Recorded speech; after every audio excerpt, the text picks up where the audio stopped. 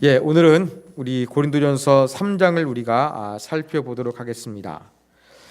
고린도전서에 보면 바울이 복음을 전할 때 이 고린도 교회 성도들에게 어떠한 모습으로 어떠한 자세로 복음을 전했는가, 이 자세를 언급하고 있습니다.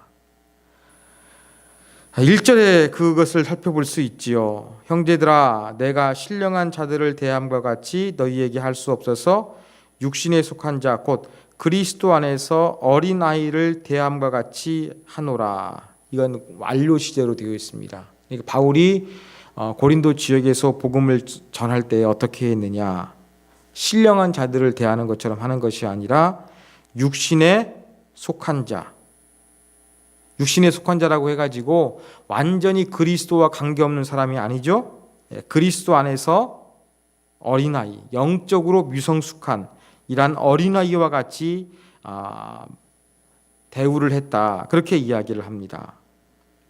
2절에서도 젖으로 먹이고 밥으로 안위했다. 밥은 조금 젖 먹는 아이보다 더 성장한 사람이 먹을 수 있는 것인데, 그렇게 기독교 신앙을 가리키고 전파하고 양육할 때에 젖으로 했지 밥으로 하지 않았다, 그렇게 이야기하고 있습니다.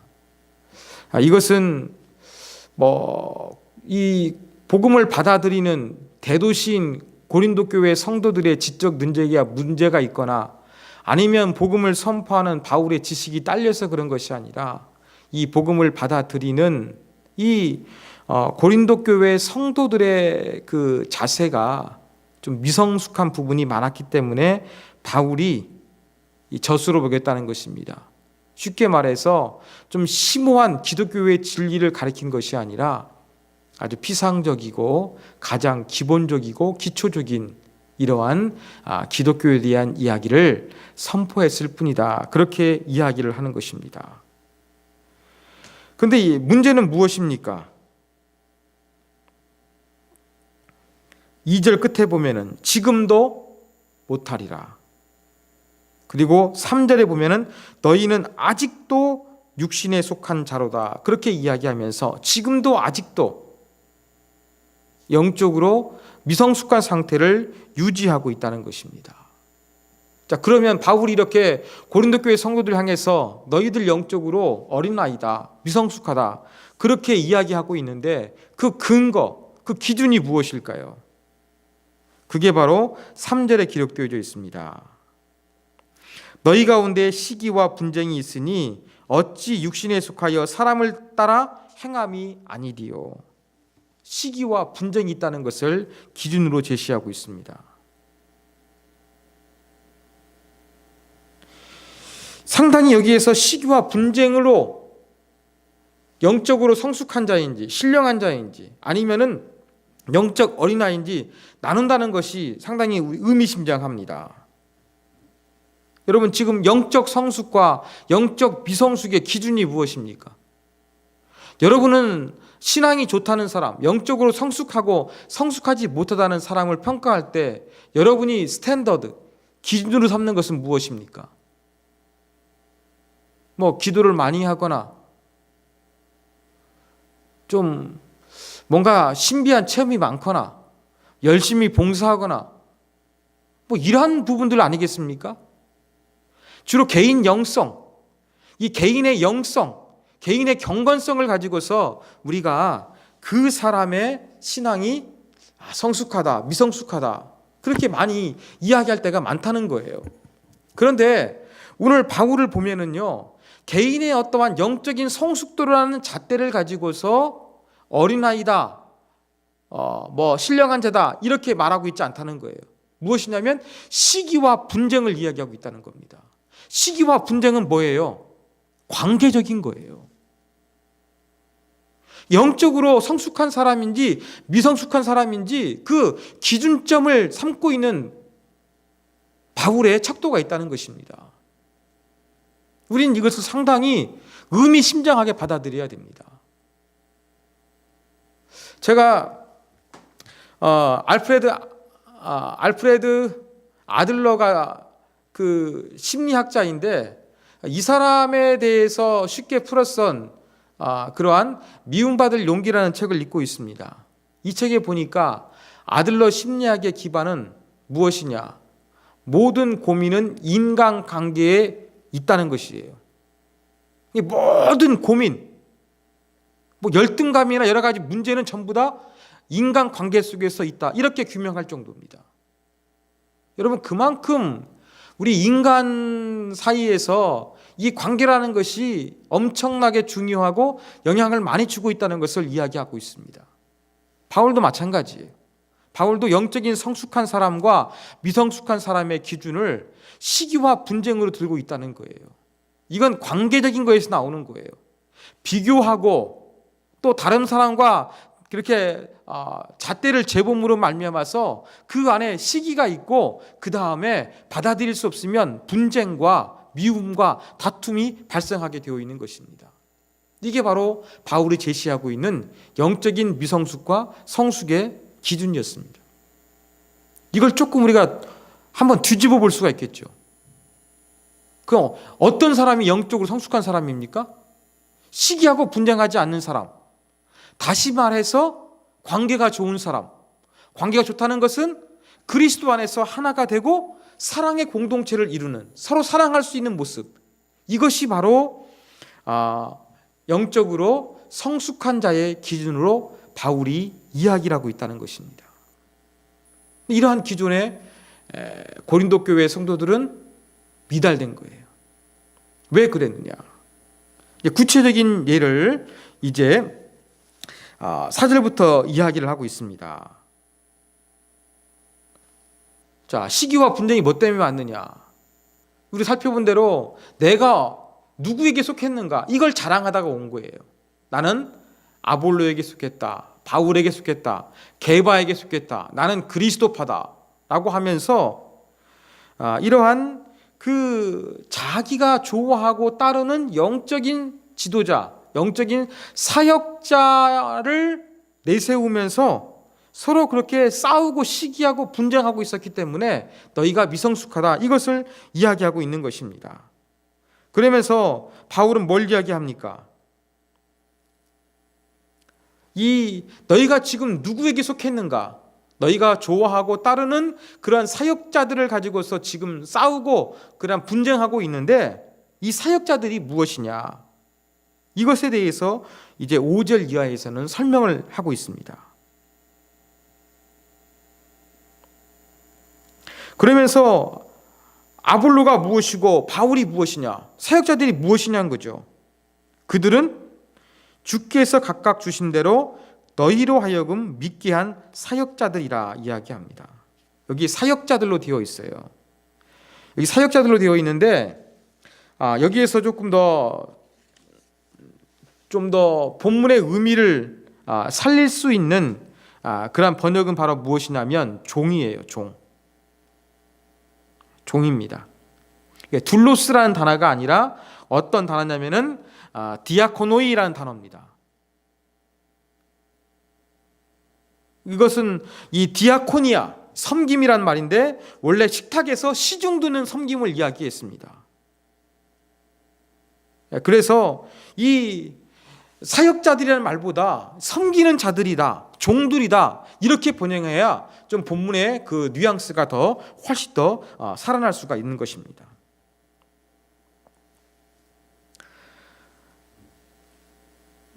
바울, 아볼로 지금 누구를 좋아하고 어떤 사역자를 따르느냐에 따라 가지고 너희가 싸우고 있는데 그들은 다른 게 아니라는 거죠. 뭐 하는 자들이냐? 너희를 섬기는 자들이라는 거예요. 쉽게 말해서 도움이라는 거예요. 도움이라는 거, 노래방 도우미 하면 분위기가 좀 좋지 않습니다만 이러한 그리스도를 만나고 그리스도 안에서 성장할 수 있도록 도와주는 도우미가 바로 무엇이냐? 사역자들이다. 바울과 아볼로다. 그렇게 이야기를 하고 있는 것입니다. 여러분, 종은 주인의 뜻에 따라 움직입니다. 주인이 오더를 내리면 종은 그대로 실천하는 거예요. 하나님께서 바울이나 아볼로라는 사람, 이러한 사람들에게 뭐 하신 거예요? 하나님의 사람들을 섬기라고 하신 거예요. 섬기는데 뭘 위해 섬깁니까? 5절에 보니까 너희로 하여금 믿게 한, 신앙을 집어넣고 신앙이 더욱더 성장할 수 있도록 하는 이 기능을 위해서 하나님께 세우신 종들이라는 거예요.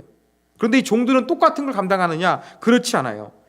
그들은 주께서 각각 주신 대로, 바울은 바울에게, 아볼로는 아볼로에게 각자 그 사람에 따라서 다른 것처럼 각자에게 하나님께서 다양한 그러한 역할을 주셨다는 것이죠.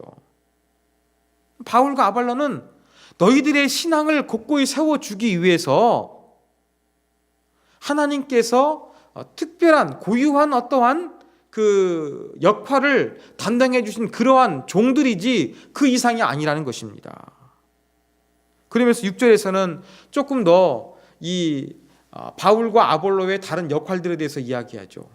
바울은 자기는 심은 사람이라고 이야기하고 아볼로는 물을 주었다고 이야기합니다. 어떠한 농부의 이미지를 이야기하고 있습니다. 여러분, 이 고린도와 같은 대도시에서는요, 그 당시에서는 육체 노동하는 사람을 경시했습니다. 그럼에도 불구하고 자기들을 육체 노동자에 비유하고 있는 거예요.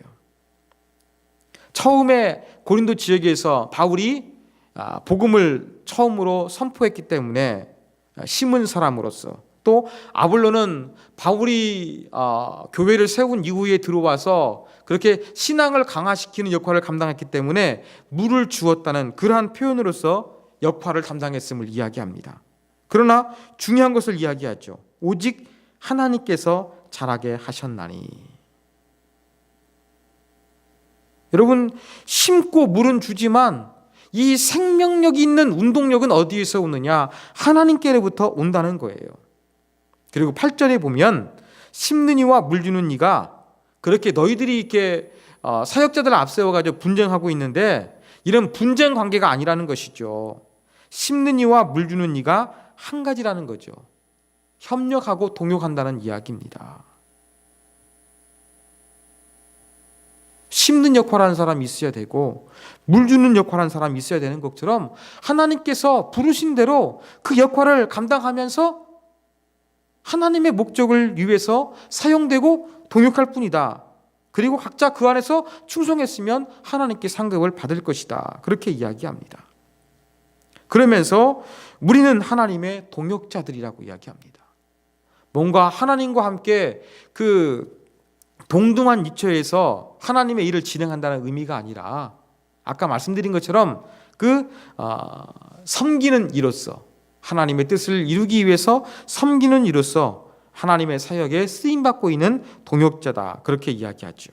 그러면서 너희는 무엇이라고 합니까? 하나님의 밭이요 하나님의 집이라고 이야기합니다.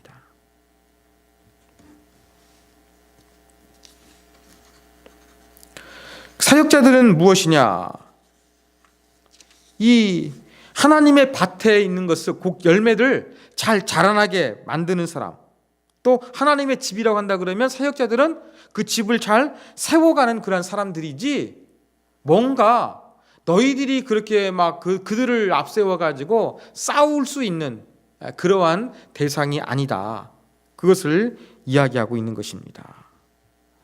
자, 그러면서 10절 이하에서는 이제는 또 다른 비유를 들고 있습니다. 이제 집을 짓는 비유를 들고 있습니다. 자, 바울은 자기가 지혜로운 건축자라고 이야기를 합니다. 그래서 자기가 이 터를 닦았다고 이야기하죠. 복음을 처음 고린도 쪽에 전했으니까 터를 닦았다고 이야기합니다. 그 터는 무엇이냐? 기초가 무엇이냐면 예수 그리스도라고 이야기하죠. 그러면서 예수 그리스도라는 터 위에 이제는 집을 지어가는 거예요. 성도들을 세워가는 거예요. 이것이 바로 사역자의 역할이라고 하는 것입니다. 그러면서 12절에서는 그 하나님의 교회를, 이 집을 완공해 가는 것처럼 그렇게 지어가는데 재료에 대해서 언급하고 있다는 것입니다. 자, 하나님의 집을 짓는데 금이나 은이나 보석이나 나무나 풀이나 지프로 세우는 것을 이야기합니다. 6가지가 이야기했지만 3개씩 나눌 수가 있어요.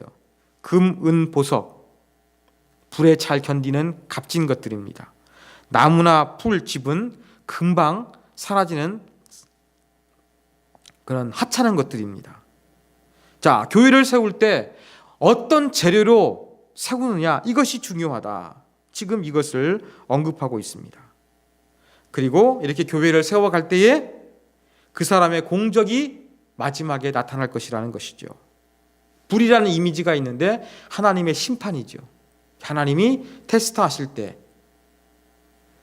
금이나 은이나 보화로 세운 사람은 그 교회에 수고한 것들이 남아있고, 대충 그냥 나무나 풀이나 집으로 한 것들은 불타 없어져 가지고 아무것도 남지 않을 것이라는 것이죠. 이 불로 심판해 가지고 남아있으면 상을 받고 그렇지 않으면 해를 받는다. 14, 15절 이야기하죠. 그러나 15절 보면은, 뒷부분 보면, 그러나 자신은 구원을 받되 불 가운데서 받은 것 같으리라 이야기하고 있어요.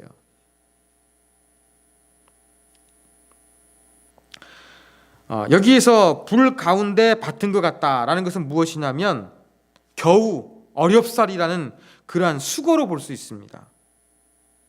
그러니까 교회를 세우는 사람 가운데 좋은 재료를 가지고서 교회를 세워나가는 사람은 상을 받고, 나쁜 재료로 대충 교회를 세워나가는 사람은 그들의 수고는 허무하게 끝날 것이에요. 그렇지만 구원은 최소한 받는다는 것이죠. 그런데 구원을 받되 불 가운데서 받는 것처럼 겨우 심판을 면하게 될 것이다. 그런 의미로 지금 바울이 말을 하고 있습니다. 자, 그러면서 16절에서는 이제 고린도 성도들 향해서 이제 너희가 어떤 존재인가를 다시 한번 이야기합니다. 너희가 성전이라고 이야기합니다. 구약시대의 성전은 돌로 된 건축물이었어요. 그러나 신약시대에서는 이제는 하나님을 믿는 사람으로 바뀌게 되는 것이죠. 그래서 너희가 하나님의 성전이다. 하나님의 집인데 성전이다 이야기하고, 그 성전 안에는 성령께서 계신다 이야기합니다. 그렇기 때문에 하나님의 성령이 거하시는 이 성전, 교회를 더럽히면 어떻게 하느냐? 17절 보면 하나님께서 멸하시리라 그렇게 이야기를 하고 있습니다. 여기서 성전을 더럽힌다고 그랬는데, 여러분 지금 아까 바울의 들고 있는 비유가 무엇이었습니까? 집을 건축하는 건축가의 이미지였잖아요.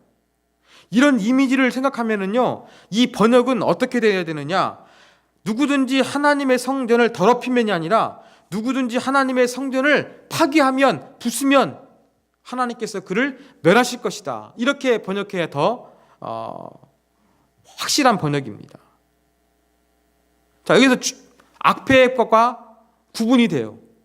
여러분, 교회를 세워가되 안 좋은 재료를 가지고 세워가는 사람은 그의 사역은 허무할 거예요. 그렇지만 구원은 받아요. 그렇지만 하나님의 성전인 우리, 성령이 계시는 우리 자신을 거룩하게 하지 아니하면 어떻게 됩니까? 멸망을 당할 것이다. 그렇게 이야기를 하고 있는 것입니다. 그러니까 시기하고 분쟁하면서 싸우지 말고, 너희가 이렇게 하나님의 집으로서 성령이 계시는 거룩한 곳이기 때문에 시기와 분쟁할 것이 아니라 그렇게 서로 사랑하고 주님의 뜻을 이루는 그냥 공동체를 이루어야 되지, 이것을 이루지 않으면 하나님의 심판을 받을 것이다. 그렇게 이야기를 하고 있는 것입니다. 자, 그러면서 18절에 보면 자신을 속이지 말라 그랬습니다. 그리고 세상에서 지혜가 있는 줄 생각하거든 어리석은 자가 되라는 것이죠. 세상의 지혜를 하나님께서 미련하게 하셨기 때문에 이제는 그 세상의 지혜 벗어버리라는 것입니다. 이것을 바울이 지금 강조하고 있는 것입니다. 20절까지. 그러면서 21절, 누구든지 사람을 자랑하지 말라. 내가 누구에게 속했느냐? 바울을 자랑하고 아볼로를 자랑하고 또 게바를 자랑했거든요. 이렇게 사람을 자랑했는데 자랑하지 말라는 것이죠. 너희의 사역자들을 자랑하는데 자랑하지 말라는 거예요. 그러면서 사역자를 포함해서 만물이 다 너희 것이라는 것입니다. 그러니까 교회 안에 사역자들을 자꾸 좋아한다고 하면서 그 소피스트들이 자기 스승을 최고라고 하면서 분쟁을 일삼았는데, 그러한 행동을 하지 말고 너희가 믿고 따르는 그러한 사람들로 인해서 시기하고 분쟁을 일으키지 말고, 그 사역자들 모두는 누구냐? 다 너희의 것이다 라고 이야기하는 것입니다. 사역자들이 너희들이 싸울 대상이 아니라 너희에게 속한 것이라고 이야기하는 것이죠. 다 하나님이 고린도 교회 성도들을 위해서 사역자를 주신 것이라고 받아들이라는 것입니다. 그렇다고 해가지고 모든 것이 다 고린도 교회 성도 교회라니까 그 이외에 아무것도 없느냐? 그게 아니라는 것이죠.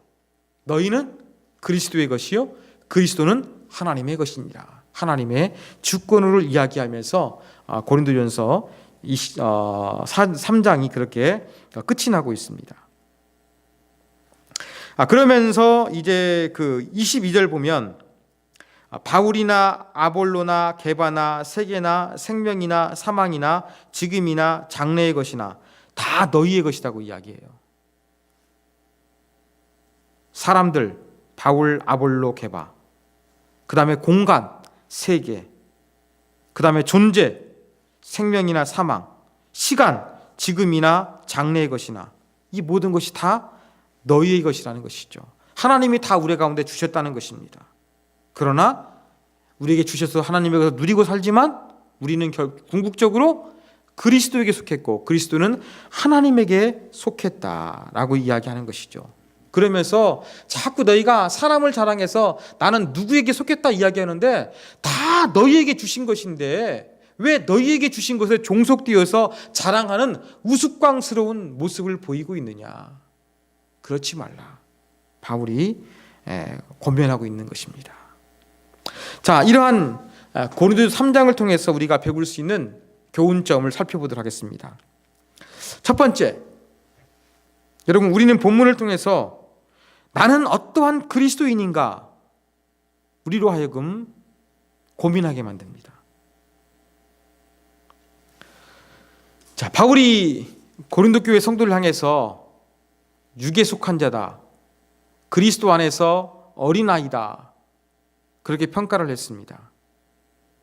지금도 아직도 아니다 그랬습니다. 아마 바울이 교회를 세울 때 하고 지금 고린도 전서를 보낼 때, 실제로는 두 번째 편지라고 제가 말씀을 드렸죠. 지금 4년 이상의 시간이 지났습니다. 그런데 여전히 어린아이와 같은 영적인 미성숙함을 보이고 있었습니다. 자, 여러분의 신앙은 어떠합니까? 지금도 아직도 그 변하지 않는 연약한 모습을 내어버리지 못하고 있지 않는가? 우리가 한번 이 부분을 생각해 봐야 되겠습니다. 그 가운데 제가 기준이 뭐라고 말씀드렸습니까? 얼마나 기도하느냐, 얼마나 전도하느냐, 여러분 개인의 경건을 가지고서 여러분의 영적인 성숙도를 판단하지 말고 여러분 관계를 가지고 한번 해보십시오. 우리 믿음의 식구들과 내가 그들을 얼마나 사랑하고 내가 얼마나 그들을 섬기고 있는지, 이러한 관계에 의해서 여러분도 한번 살펴보십시오. 공동체 지체들 안에서 여러분 시기합니까? 질투합니까? 분쟁을 일삼고 있습니까? 당파를 만들고 있습니까? 이간질하고 있습니까? 이게 영적인 어린아이라는 거예요. 이걸 버려야 된다. 지금 바울이 이것을 이야기하고 있습니다. 여러분, 공동체 안에서 이 믿음의 식구들과 함께 나는 정말로 그들과 함께 어우러졌을 때 성숙한 사람인지, 아니면 영적인 어린아이, 육에 속한 사람인지 우리 자신을 한번 겸허하게 돌이켜봐야 되겠습니다. 바울의 그 신령한 자와 신령하지 못한 자의 기준이 시기와 분쟁, 얼마나 공동체 식구들과 하나 되고 사랑하느냐, 이걸 기준으로 삼았던 것처럼 우리도 서로 사랑하고 섬기고 하나 되는 이 모습을 가졌을 때 우리는 영적으로 성숙한 사람이다, 그렇게 말할 수가 있는 것입니다. 우리 교회가 조금씩 커감에 따라서 조금 더 이제 다양한 사람들이 좀 모이기 시작합니다. 사람이 많아지면 많아질수록 다양한 사람들이 오게 되고, 또 사람이 많아지면서 이런 말 저런 말, 사람의 생각이 전부 다 다르기 때문에, 시각이 다르기 때문에, 가치관이 다르기 때문에 교회 안에서 이 말 저 말 하는 사람들이 많아지게 될 것입니다. 이 가운데 우리는 성숙한 사람이 될 것인가, 아니면은 미성숙한 사람이 될 것인가, 이 관계 속에서 결판이 납니다. 우리가 좀 하나님 안에서 영적인 어린아이 같은 그런 모습을 내어버리는 모습으로서 공동체 안에 있는 많은 사람들을 가급적이면 사랑하고 세워주고 하나가 될 수 있는 이러한 성숙된 모습, 이것이 우리 안에 나타나야 될 것입니다. 자, 두 번째 교훈입니다. 오늘 말씀은 내가 교회를 어떻게 세우고 있느냐, 다시 한번 이것을 돌아보게 만듭니다. 바울이 이제 사역자들에 대해서 이야기하죠. 사역자들은 교회를 건축물에 비유해서 하나님의 집으로서 그렇게 건축하는 사람이라고 그랬습니다. 그러면서 여러분 언급하고 있는 게 바로 무엇입니까? 재료예요. 금, 은, 보석, 대표적으로 나무, 집, 풀이었습니다.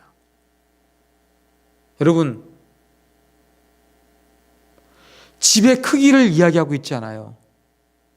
얼마나 큰 집을 짓는가 바울은 이야기하고 있지 않습니다.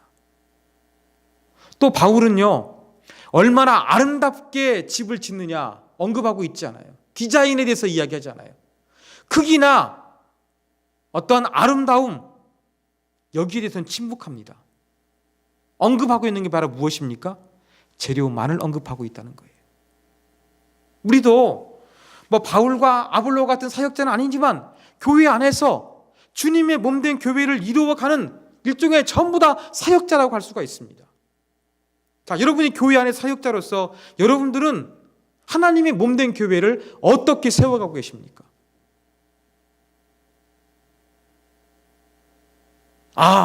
나는 세움교회, 큰 교회, 삼성 지역에서, 아니 고양시에서 제일 큰 교회로 세워갈 거야, 이걸 위해 기도할 거야. 여러분, 이러한 그림을 가지고 계십니까? 나는 세움교회 정말로 멋진 예배당을 지어서 하나님께 봉헌하는 아름다운 예배당을 가진 교회로 소문나는 그런 교회를 위해 기도할 거야. 여러분, 여기에 관심 갖고 계십니까? 그렇다면 오늘 교회를 세워가고 있는 재료에 대해서 언급하고 있는 바울의 의도에서 한참 벗어난 잘못된 신앙이라고 할 수 있습니다. 바울은 하나님의 집의 크기나 아름다운 외관을 이야기하고 있지 않아요. 재료에 대해서 이야기하고 있다는 거예요. 뭘로 짓느냐를 이야기하고 있다는 거예요. 재료는 무엇입니까? 우리의 마음이에요. 우리의 헌신이에요. 우리의 믿음이에요.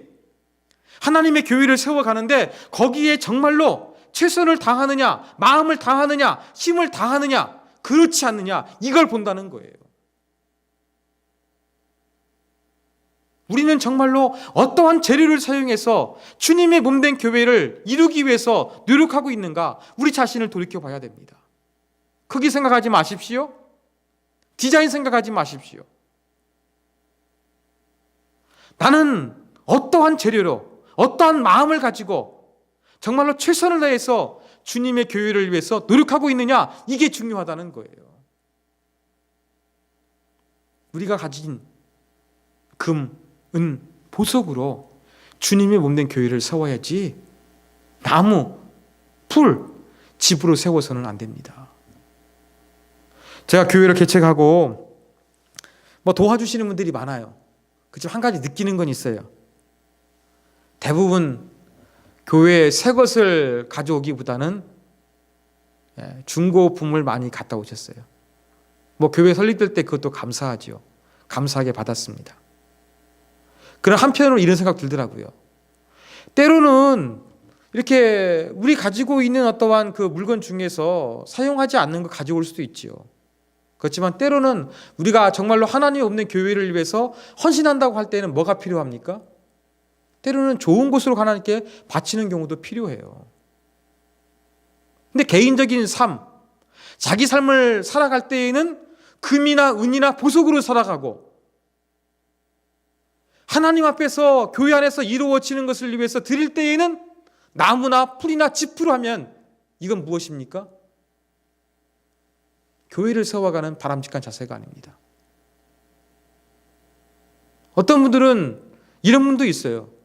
교회를 세우기 위해서 가져오는 것이 아니라 교회에서 자기 눈에 보이는 금이나 은이나 보석 같은 게 있으면 아이고 나도 갖고 싶네 하면서 가져가고 싶은 사람이 있어요. 금이나 은이나 보석을 가져와가지고 교회를 세우는 것이 아니라 교회 안에 있는 값진 물건, 자기 눈에 값지게 보이는 것을 가지고 자기 삶을 위해서 가져가려는 사람이 있다는 거예요. 여러분, 이것은 하나님의 몸된 교회를 바르게 세우는 자세라고 할 수 없습니다. 우리는